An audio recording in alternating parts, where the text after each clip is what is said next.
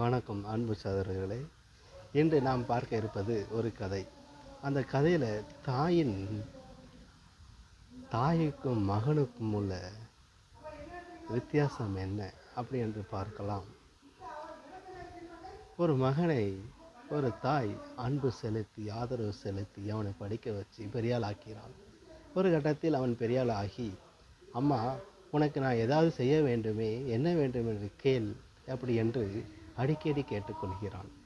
இவனோ தாயோ, நீ சம்பாதித்து கொடுக்குறிய அந்த சாப்பாடே எனக்கு போதும்பா, இதை விட எனக்கு வேறு என்னப்பா வேணும்? இல்லைம்மா, எனக்கு எதாவது செய்யணுமா, எனக்கு தூக்கம் வர மாட்டேங்குது, உனக்கு எதாவது என்னன்னாலும் கேளுமா, அந்த உலகத்தில் நான் உனக்கு வாங்கி தரேன் அப்படின்ட்டு அவன் சொல்ல, என்னை மீண்டும் மீண்டும் மீண்டும் மீண்டும் மீண்டும் கேட்க அவர் வழி இல்லாமல் அந்த தாய் கூறுகிறாள், சின்ன வயசில் என் கூட நீ பக்கத்தில் படுத்திருப்ப, அது இப்போ உன்னால் செய்ய முடியுமாப்பா அப்படி என்று கேட்க, உடனே அவன், சரி அம்மா, நான் இன்று உன் பக்கத்திலேயே நான் படுத்து தூங்குகிறேன் அம்மா அப்படி என்று சொல்ல, அவனும் சரி என்று படுத்து தூங்கினான். கொஞ்ச நேரம் நல்லா அசந்து தூங்கின பிறகு தாய் ஒரு வாளி பக்கெட்டை எடுத்துகிட்டு ஊற்றுகிறாள். அவன் மீது கப்பு கொண்டு ஊற்றுகிறான். ஊற்றும்போது அவன் மறுபடியும் உருண்டு படுக்கிறான். மறுபடியும் ஊற்றுகிறான். மறுபடியும் உருண்டு படுக்கிறான்.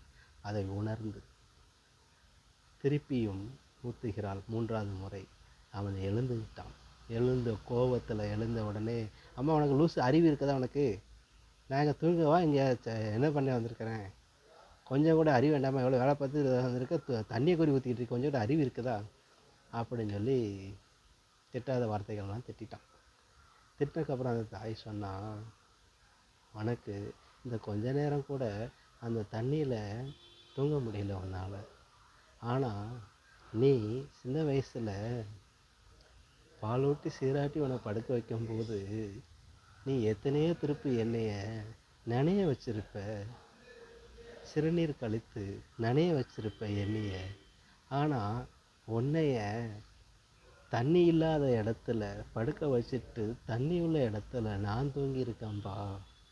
அதனால் என்ன நான் செய்த இதை எனக்கு நிகராக நீ செய்ய முடியாதுப்பா அப்படின்னு அந்த தாய் சொன்னான்.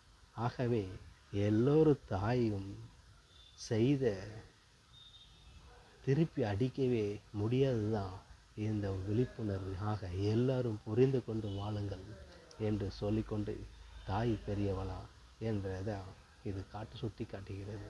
நன்றி.